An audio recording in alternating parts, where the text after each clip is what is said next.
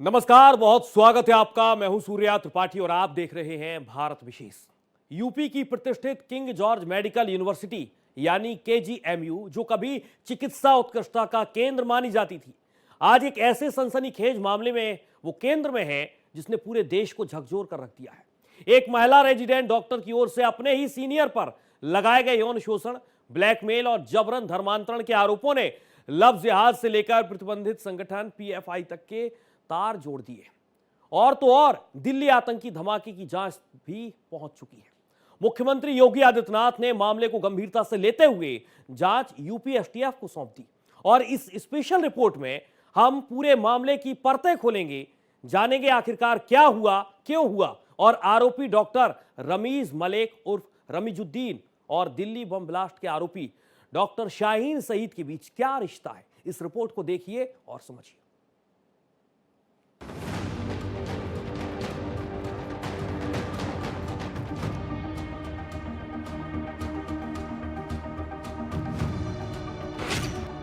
Lucknow KGMU में love जिहाद।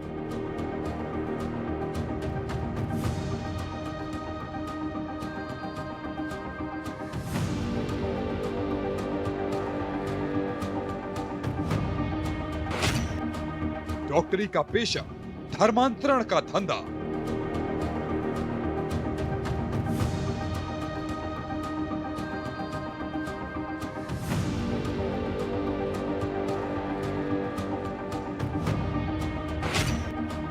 शिकंजे में धर्मांतरण का डॉक्टर।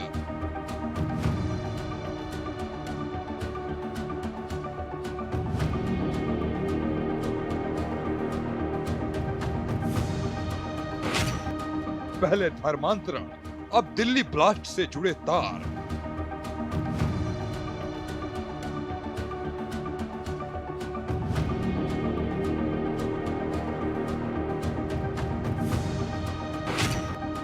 लव जिहाद, दिल्ली धमाका, क्या है कनेक्शन?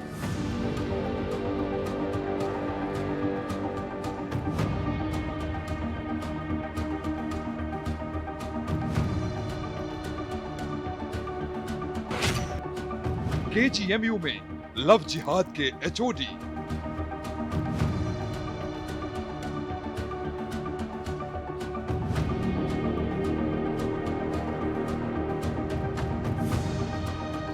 जो भी लव जिहाद और लैंड जिहाद करेगा, मान करके चलिए कि उसने जहन्नुम का अपना टिकट काट रहा है। देश के सबसे प्रतिष्ठित मेडिकल संस्थानों में से एक किंग जॉर्ज मेडिकल यूनिवर्सिटी आज सवालों के घेरे में है। केजीएमयू में एमडी पैथोलॉजी की पढ़ाई कर रही एक हिंदू महिला डॉक्टर ने अपने सीनियर डॉक्टर रमीज मलिक, जो कि एमडी पैथोलॉजी की पढ़ाई कर रहा था, उस पर गंभीर आरोप लगाए हैं। महिला रेजिडेंट डॉक्टर ने डॉक्टर रमीज मलिक के खिलाफ लखनऊ के चौक पुलिस स्टेशन में एफआईआर दर्ज कराई।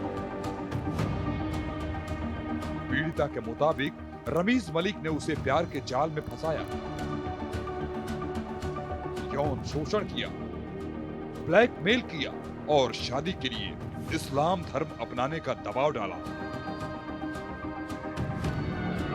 रमीज मलिक पहले से शादीशुदा है और फरवरी 2025 में एक हिंदू लड़की का धर्मांतरण कराकर उससे निकाह कर चुका है। पीड़िता ने दबाव से तंग आकर पिछले साल 17 दिसंबर 2025 को दवाओं की ओवरडोज लेकर सुसाइड की कोशिश की, जिसके बाद मामला खुला। पुलिस ने मामले की गंभीरता को देखते हुए तत्काल कार्रवाई की और आरोपी डॉक्टर रमीज मलिक को गिरफ्तार कर लिया।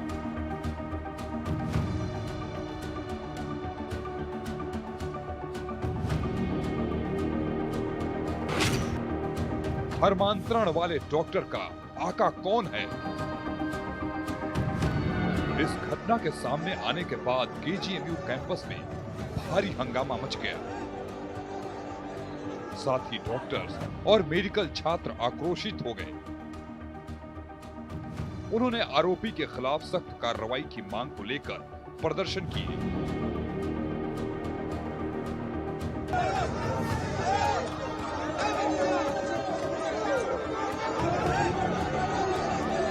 मामला गरमाया तो हिंदुवादी संगठन और कई राजनीतिक दल भी मैदान में कूद पड़े। उन्होंने इसे लव जिहाद का मामला बताते हुए राज्य सरकार से कड़ी कार्रवाई की मांग की। वहीं केजीएमयू प्रशासन ने इस मामले की एसटीएफ से जांच की सिफारिश की। योगी सरकार का बड़ा एक्शन, जिसके बाद मुख्यमंत्री योगी आदित्यनाथ ने इस संवेदनशील मामले का संज्ञान लिया। उत्तर प्रदेश पुलिस और एसटीएफ को जांच में किसी भी तरह की ढिलाई न बरतने और मामले की तह तक जाने का सख्त निर्देश दिया।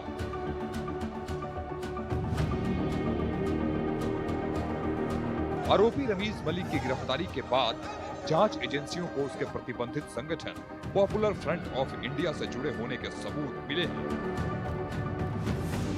पुलिस और एसटीएफ को शक है कि मेडिकल कॉलेजों और शिक्षण संस्थानों में विशेष समुदाय की लड़कियों को निशाना बनाए जाने का एक सुनियोजित एजेंडा चलाया जा रहा था, क्योंकि उसके मोबाइल से पीएफआई के पदाधिकारियों से चैट और कॉल रिकॉर्ड मिले। और तो और कानून से बचने के लिए उसने पुराने मोबाइल डेटा को डिलीट कर दिया था, जिसे फॉरेंसिक जांच में रिकवर किया जा रहा है। एसटीएफ रमीज के बैंक खातों और कॉल डिटेल्स की जांच कर रही है, ताकि फंडिंग के सोर्स और नेटवर्क का पता लगाया जा सके। रमीज का पीएफआई नेटवर्क डी-कोड। जांच में पता यह भी चला कि रमीज मलिक केजीएमयू में हिंदू महिला डॉक्टरों को टारगेट करने वाले एक गैंग का हिस्सा हो सकता है। उसके मोबाइल से पीएफआई के पदाधिकारियों से चैट और कॉल रिकॉर्ड मिले। और तो और पुलिस से बचने के लिए उसने पुराने मोबाइल डेटा को डिलीट कर दिया था, जिसे फॉरेंसिक जांच में रिकवर किया जा रहा है। विदेशी कनेक्शन और संरक्षण देने वालों की तलाश जारी है। एसटीएफ रमीज के बैंक खातों और कॉल डिटेल्स की जांच कर रही है, ताकि फंडिंग के सोर्स और नेटवर्क का पता लगाया जा सके।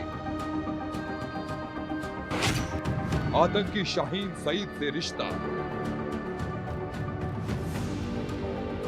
और तो और आरोपी डॉक्टर रमीज मलिक ने पूछताछ में कबूला कि वो 2008 दिल्ली सीरियल बम ब्लास्ट के आरोपी डॉक्टर शाहीन सईद से संपर्क में था।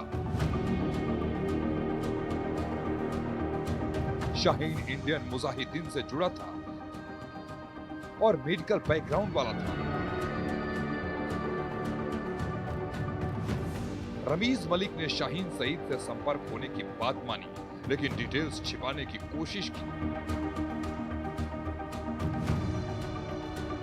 शाहीन सईद फिलहाल जमानत पर बाहर है, लेकिन उसकी गतिविधियां संदेह के घेरे में हैं।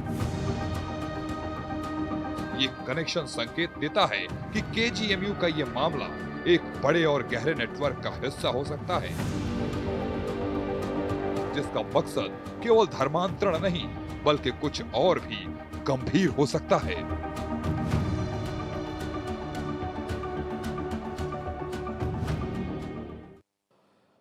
हरियाणा के फरीदाबाद स्थित अल-फलाह यूनिवर्सिटी कैंपस पर प्रवर्तन निदेशालय ने शिकंजा कस दिया है। लाल किले इलाके में हुए आतंकी धमाके के बाद जब आरोपियों का कनेक्शन इसी यूनिवर्सिटी से जुड़ता हुआ सामने आया, तो ईडी ने जांच भी शुरू कर दी। अब सूत्रों से बड़ी खबर यह भी निकलकर सामने आ रही है कि ईडी अल-फलाह यूनिवर्सिटी कैंपस को पीएमएलए के तहत अटैच करने की तैयारी में है। जांच का फोकस भी इस बात पर है कि यूनिवर्सिटी के निर्माण में लगाए गए करोड़ों रुपए कहीं प्रोसीडर्स ऑफ क्राइम तो नहीं है। संदेह है कि अवैध तरीके से जुटाई गई रकम फरीदाबाद के धौज इलाके में बनी यूनिवर्सिटी इमारतों में खपाई गई है। सवाल बड़ा यह भी है कि क्या शिक्षा के नाम पर आतंक और काले धन का खेल खेला गया।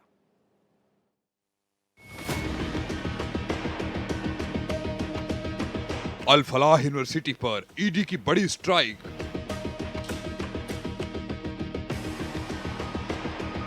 काली कमाई के खेल का होगा पर्दाफाश।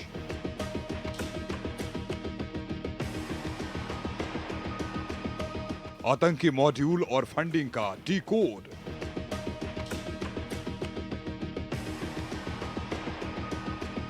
पीएमएलए के तहत ईडी की बड़ी कार्रवाई।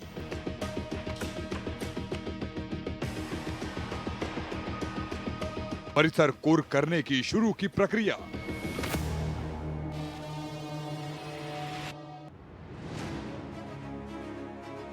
अल फलाह यूनिवर्सिटी पर शिकंजा। एनफोर्समेंट डायरेक्टर ने अल फलाह यूनिवर्सिटी कैंपस पर अपना शिकंजा कस लिया है। हरियाणा के फरीदाबाद में अल फलाह यूनिवर्सिटी कैंपस लाल किला इलाके में हुए आतंकी धमाकों के बाद चर्चा में आया था।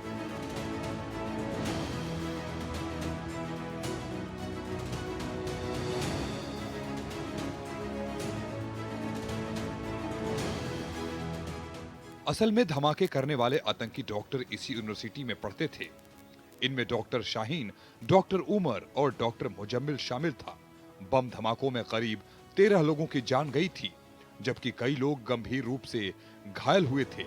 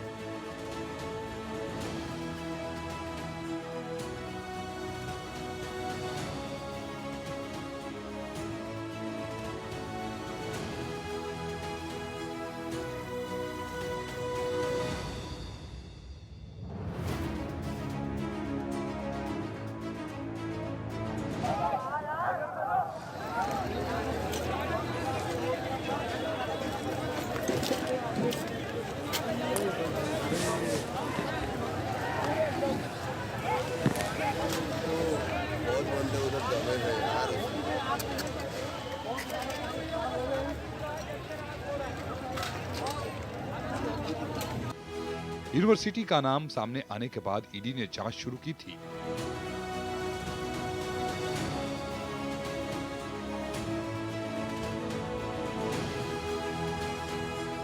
आतंकी फंडिंग और काले धन की जांच।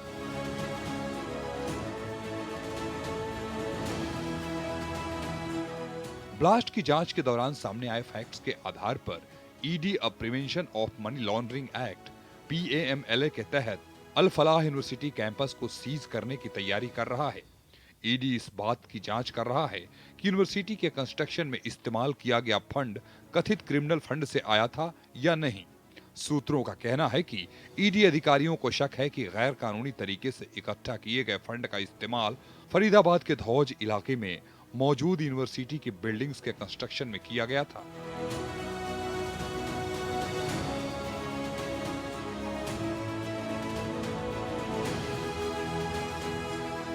ग्रुप के चेयरमैन पहले ही गिरफ्तार।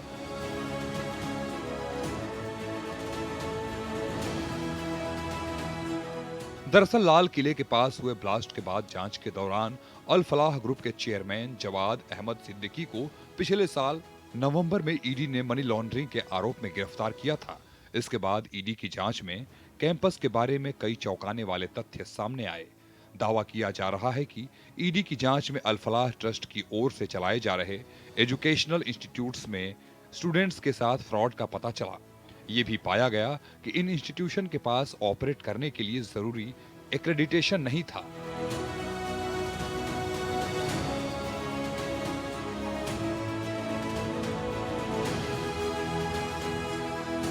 कुर्की की ओर बढ़ी कार्रवाई।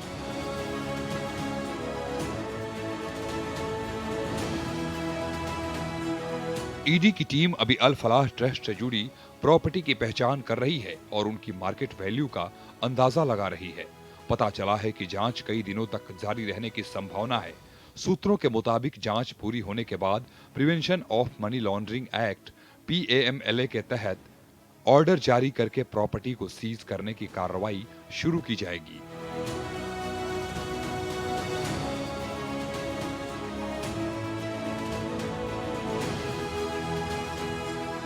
अकूत कमाई का आरोप।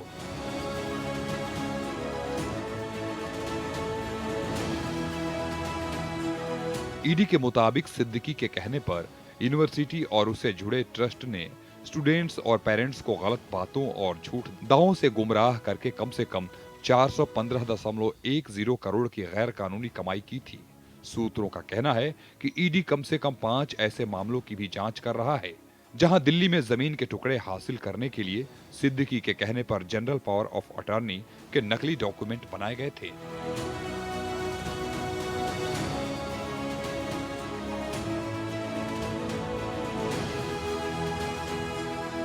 सरकारी रिसीवर संभालेगा यूनिवर्सिटी।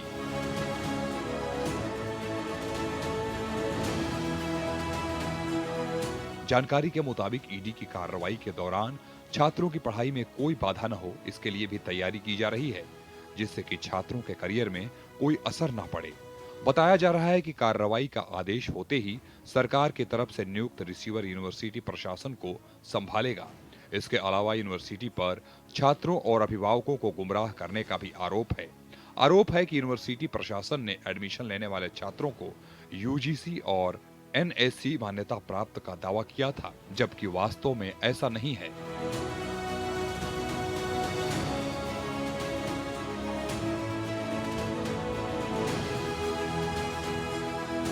हरियाणा सरकार भी कसेगी शिकंजा।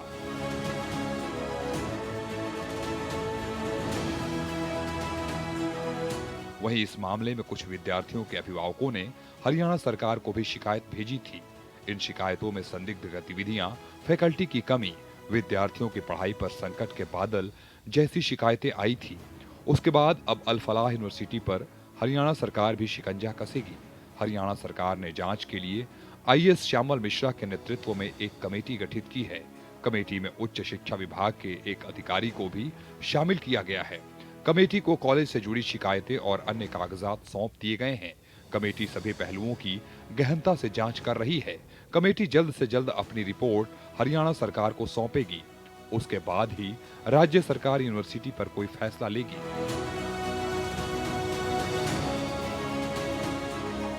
इतने ही नहीं, हाल ही में हरियाणा सरकार ने निजी विश्वविद्यालय संशोधन विधेयक 2025 पारित किया था। सरकार ने संशोधित नियमों को भी अधिसूचित कर दिया है। अल फलाह यूनिवर्सिटी करीब 70 एकड़ में फैली हुई है। इस यूनिवर्सिटी को ट्रस्ट की ओर से संचालित की जाती है। 2014 में हरियाणा सरकार ने इसे यूनिवर्सिटी का दर्जा दिया था। 2019 में इस यूनिवर्सिटी में एमबीबीएस की पढ़ाई शुरू हुई थी। यूनिवर्सिटी को अल्पसंख्यक शैक्षणिक संस्थान का दर्जा भी प्राप्त है।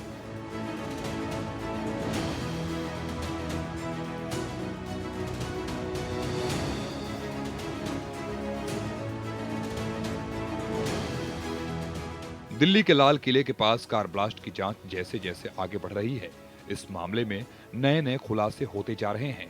ये पहली बार नहीं है जब अल फलाह यूनिवर्सिटी का कोई छात्र आतंकी गतिविधि में लिप्त रहा है।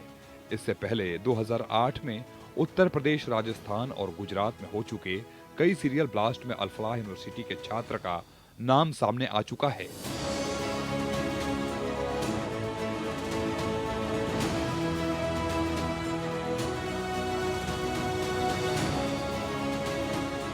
कौन है मिर्जा शादाब बेग? जांच एजेंसियों की तफ्तीश में यह बात सामने आई है कि अल फलाह यूनिवर्सिटी का इंजीनियरिंग का छात्र इंडियन मुजाहिदीन का सक्रिय सदस्य रह चुका है। उसका नाम मिर्जा शादाब बेग है। बेग यूपी के आजमगढ़ का मूल निवासी है। उसकी शुरुआती पढ़ाई काफी मुश्किल से पूरी हुई और वो 9वीं क्लास में फेल होने के बाद आजमगढ़ रेलवे स्टेशन के पास के स्कूल से साइंस सब्जेक्ट में 12वीं पास की। बाद में मिर्जा शादाब बेग ने फरीदाबाद के Al Falah school of engineering and technology से 2007 में ही बीटेक इलेक्ट्रॉनिक्स एंड इंस्ट्रूमेंटेशन में पूरा किया था। एक रिपोर्ट्स के मुताबिक बेग ने इंडियन मुजाहिदीन के आजमगढ़ मॉडल का प्रमुख रहा और ऐसा माना जा रहा है कि अब वो पाकिस्तान में है। उसने कुछ समय सऊदी अरब में भी बिताया।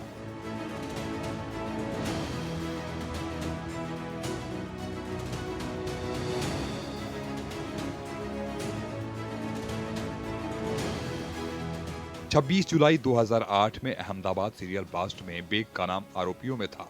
पुलिस के पुराने रिकॉर्ड के मुताबिक मिर्जा शादाब बेग ने कई आतंकियों को रिक्रूट भी किया, जिसमें उसका कजिन भाई साकिब निसार भी शामिल है, जिसने बाद में मॉड्यूल ज्वाइन किया।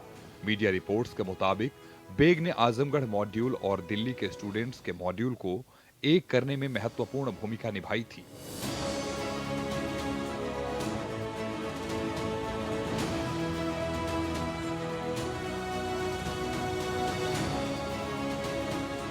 दिल्ली और अहमदाबाद ब्लास्ट से सीधा कनेक्शन।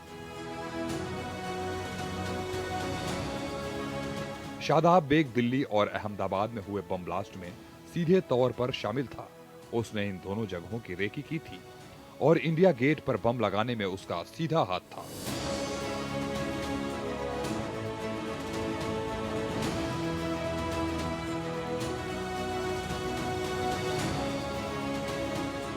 जयपुर ब्लास्ट और उडुपी कनेक्शन। मिर्जा शादाब बेग ने 2008 जयपुर ब्लास्ट में भी अहम भूमिका निभाई थी। इंडियन मुजाहिदीन के सदस्य के तौर पर वो धमाकों में इस्तेमाल हुए विस्फोटक स्टोर करने के लिए कर्नाटक के उडुपी गया था। दरअसल इंस्ट्रूमेंटेशन इंजीनियरिंग करने के कारण मिर्जा शादाब बेग बम बनाने की बारीकियां बखूबी जानता था। यही वजह है कि वो उडुपी गया। उडुपी में ही बेग ने आईएम आतंकी रियाज और यासीन भाटकल को बड़ी मात्रा में डेटोनेटर और बेयरिंग उपलब्ध कराए, जिनसे आईईडी तैयार किए गए।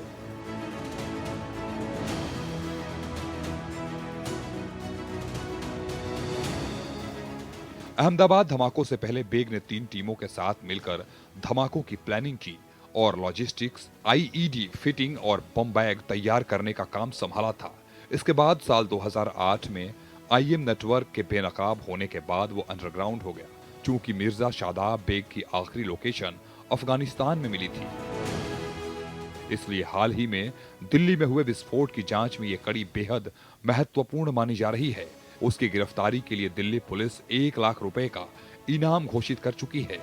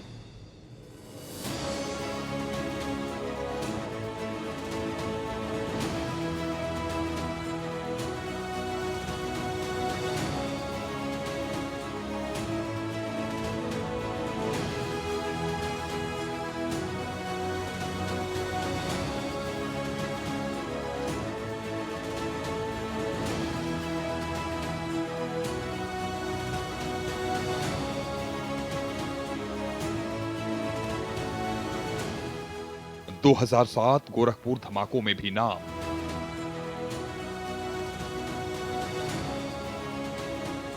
गोरखपुर में 2007 के बम धमाकों में मिर्जा शादाब बेग का नाम सामने आया था। इन धमाकों में 6 लोग घायल हुए थे। बाद में आईएम से लिंक जुड़ने पर गोरखपुर पुलिस ने उसकी संपत्ति कुर्क कर ली थी।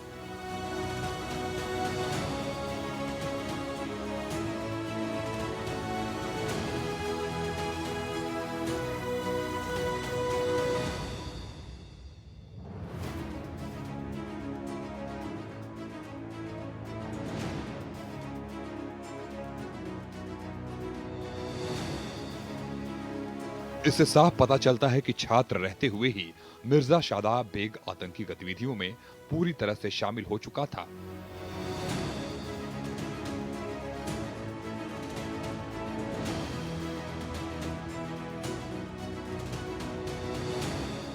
शिक्षा का व्यापार या भविष्य का निर्माण।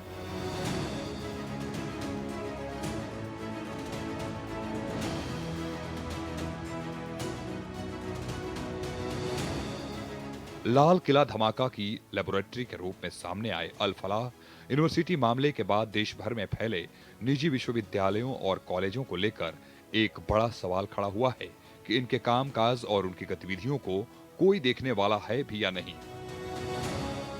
वैसे अल फलाह यूनिवर्सिटी को लेकर जो घटनाक्रम सामने आए हैं, उससे साफ है कि देश भर में फैले निजी विश्वविद्यालयों को देखने वाला कोई तंत्र नहीं है, क्योंकि यदि कोई इन पर नजर रखता तो शायद वो नैक की फर्जी रैंकिंग का दावा नहीं कर रहा होता।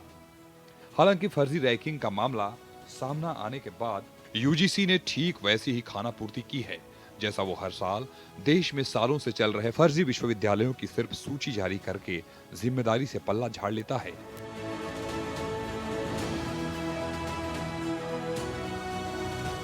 यूजीसी समेत विश्वविद्यालय में सक्रिय दूसरी नियामक एजेंसियों की भूमिका इसलिए भी सवालों के घेरे में है क्योंकि वो निजी विश्वविद्यालय को मान्यता देते समय एक बार निरीक्षण करने के बाद फिर नहीं देखती कि विश्वविद्यालय में क्या चल रहा। यूजीसी से जुड़े एक वरिष्ठ अधिकारी के मुताबिक उनका काम शैक्षणिक गुणवत्ता और छात्रों के हितों का ध्यान रखना होता है। उन्हें कहीं से इससे संबंधित कोई शिकायत या फिर निजी विश्वविद्यालय में चल रही गड़बड़ियों की कोई जानकारी मिलती है तो कार्रवाई करते हैं। निजी विश्वविद्यालयों का गठन राज्य के नियमों के तहत होता है, इसलिए इनमें राज्यों की भूमिका अधिक होती है। निजी विश्वविद्यालय नियमन के तहत राज्यपाल ही अधिकांश निजी विश्वविद्यालयों के कुलाधिपति होते हैं।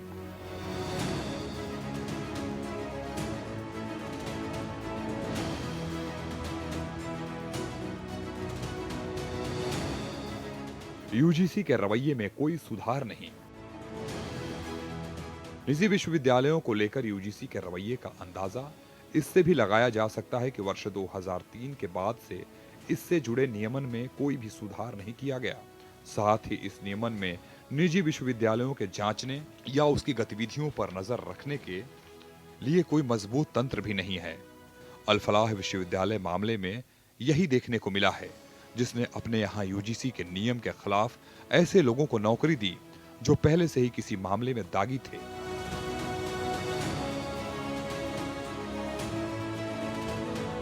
इस मामले में यूजीसी की तरह हायर एजुकेशन से जुड़ी एआईसीटीई, एनसीटीई और नेशनल मेडिकल कमीशन जैसे नियामक भी जिम्मेदार हैं, क्योंकि विश्वविद्यालयों में इन रेगुलेटर्स से मान्यता लेकर भी इंजीनियरिंग, मेडिकल, शिक्षक शिक्षा से जुड़े कोर्स संचालित होते हैं। और इन रेगुलेटर्स का ये रवैया तब है जब मौजूदा समय में देश में करीब 540 से ज्यादा निजी विश्वविद्यालय काम कर रहे हैं। इनमें बड़ी संख्या में ऐसे भी निजी विश्वविद्यालय हैं जो सरकार और यूजीसी से वित्तीय सहायता लेते हैं। Bureau report, Bharat Express. भारत विशेष में इतना ही।